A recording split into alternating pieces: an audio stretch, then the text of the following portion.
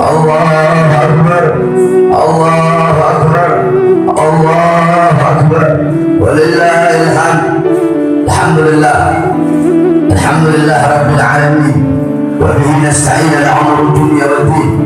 أشهد أن لا إله إلا الله وأشهد أن محمدا رسول الله صلى الله عليه وسلم. اللهم صل وسلم وبارك وكرم وعظم على نور الأنوار وسر الأسرار وترياق الأخيار ومفتاح باب اليسر سيدنا ومولانا محمد المختار وآله الأطهار وأصحابه الأخيار عدد نعم الله وإفضاله. فيا عباد الله اتقوا الله اتقوا الله حق تقاته ولا تموتن إلا وأنتم مسلمون. Alhamdulillah, segala puji dan syukur kehadirat Allah Subhanahu wa Ta'ala, yang dimana Allah Subhanahu wa Ta'ala mengumpulkan kita di majelis yang penuh dengan keberkahan ini, di bulan yang penuh dengan kemuliaan, di bulan yang penuh dengan keutamaan, yang dimana satu bulan penuh kita berpuasa sebagaimana Al-Quran Allah Subhanahu wa Ta'ala berfirman, kutiba alaikumus syiyam kama kutiba alal ladzina min qablikum, telah diwajibkan atas kalian berpuasa sebagaimana diwajibkan atas golongan-golongan dan kaum-kaum sebelum kalian.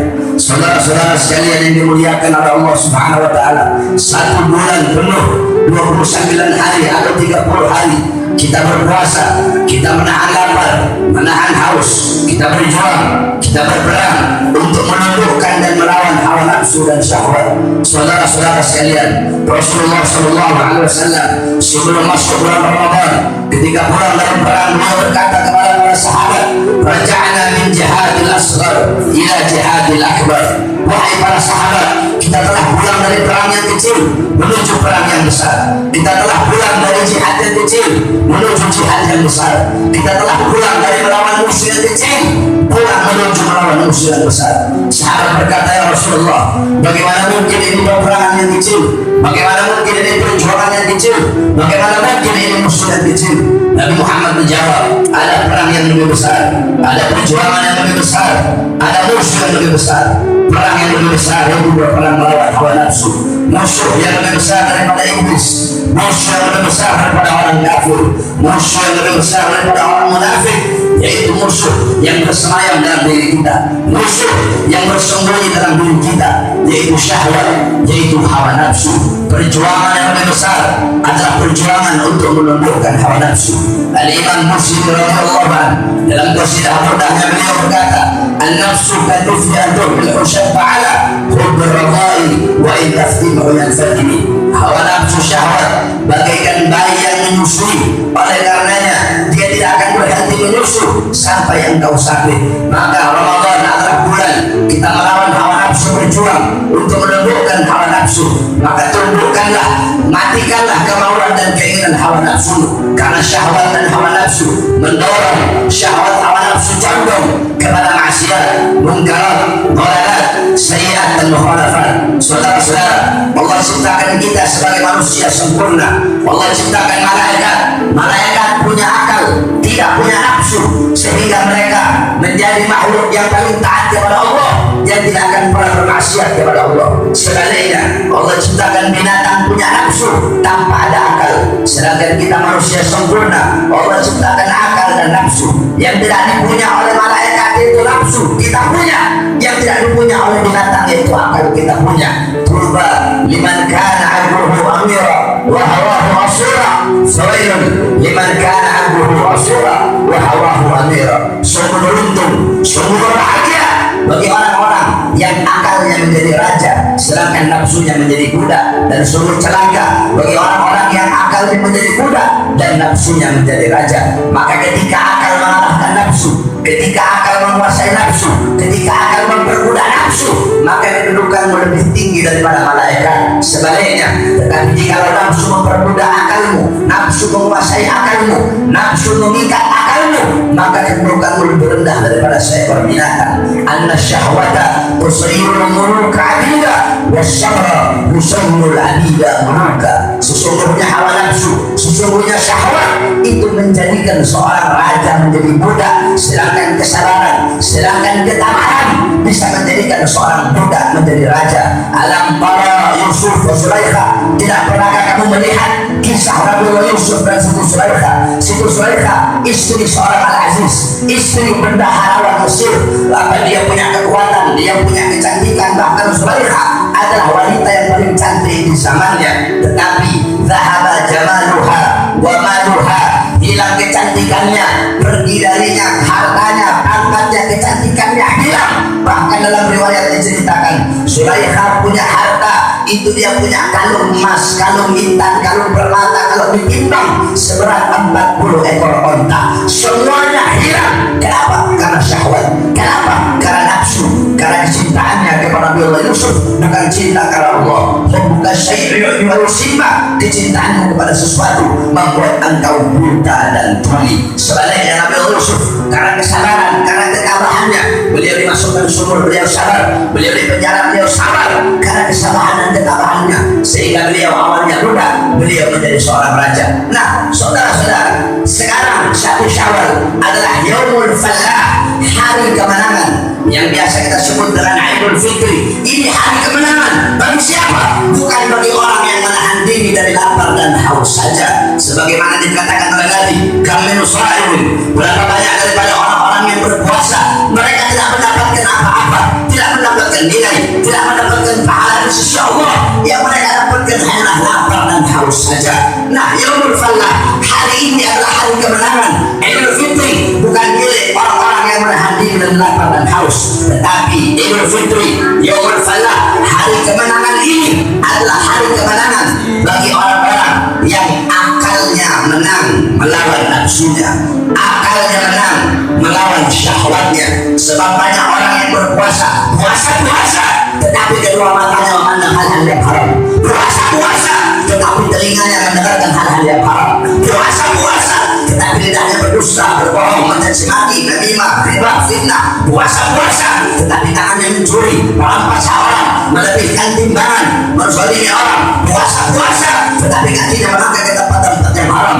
Ini orang-orang yang belum bisa menundukkan syahwat dan hawa nafsu, sehingga dari puasanya yang dia dapatkan hanyalah lapar dan haus saja, tidak mendapatkan nilai di sisi Allah. Maka pada hari ini, sekali lagi saya katakan, hari ini adalah hari kemenangan bagi orang-orang yang akalnya menang melawan hawa nafsunya, bagi orang-orang yang bisa menguasai nafsu, bagi orang-orang yang bisa memperbudak nafsu. Maka bagi orang-orang yang tetap nafsunya menjadi raja, akalnya menjadi budak, maka setiap hari adalah kekalahan baginya. Oleh karenanya, saudara-saudara sekalian yang dimuliakan oleh Allah Subhanahu wa taala, sebagaimana dikatakan oleh Sayyidina Ali bin Abi Thalib, "Al-yawm lana al-'id wa ghadan lana al-'id wa kullu yawmin lana al-'id liman taqwahu yazid." Sayyidina Ali bin Abi Thalib berkata, hari ini bagi kami adalah hari bahagia, besok bagi kami adalah hari bahagia, setiap hari bagi kami adalah hari bahagia.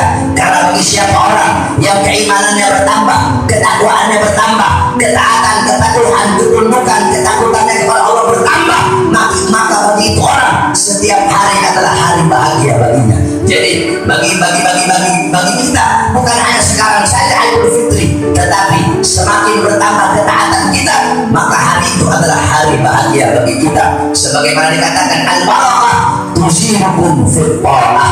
Barakah itu bukan bertambahnya harta, bukan bertambahnya kecantikan, bukan bertambahnya harta pangkat jabatan, tetapi barakah bertambahnya ketaatan kita kepada Allah Subhanahu wa taala. Jadi ciri-ciri, alamat, tanda-tanda puasa kita diterima atau tidak oleh Allah, kita lihat saja. Kalau diri kita Syawal sampai terus nanti Ramadan tahun depan lebih baik daripada tahun kemarin, berarti puasa kita diterima oleh Allah Subhanahu wa taala. Ciri-ciri puasa diterima, maka kita lebih baik dari tahun sebelumnya. Kalau sebelumnya kita buruk, maka kita lebih baik. Kalau sebelumnya kita baik, maka kita lebih baik lagi. Tetapi kalau sekarang dan kemarin sama saja begitu saja, berarti puasa kita tidak diterima oleh Allah Subhanahu wa taala. Karena ciri-ciri, tanda-tanda, alamat puasa diterima, itu orang akan lebih baik, lebih bertakwa, lebih taat, lebih patuh, lebih takut, lebih tunduk kepada Allah Subhanahu wa taala. Saudara-saudara sekalian, jamaah salat Idul Fitri yang dimuliakan oleh Allah Subhanahu wa taala,